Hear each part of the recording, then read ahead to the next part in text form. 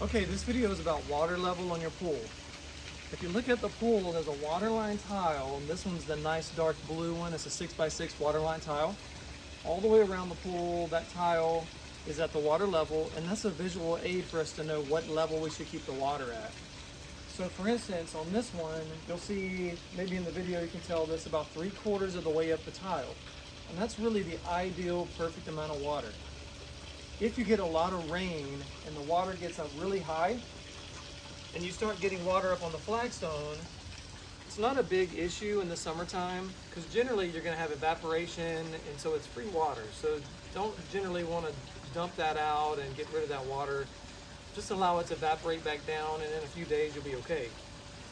If the water gets really high up on the stone and it's going to be in the middle of the winter time and you're going to get temperatures down into the 20s and you're going to have hard freezes, then you typically want to drain that back down, get it below the stone line, and you do that by opening up and putting a water hose on your hose bib, opening that line up over at the cartridge filter and turning your pump on, and that will send some water out of the pool.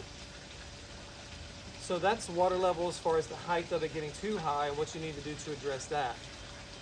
What we're experiencing right now is that we're not having a lot of rain, so we're having evaporation and rainwater is not filling it back up. So some of the customers right now are having to add water to the pool, and I'm getting a few texts where people are saying, hey, I'm getting bubbles in my return jets, and that's typically because their water levels have gotten to the bottom of the tile, so they're getting very low.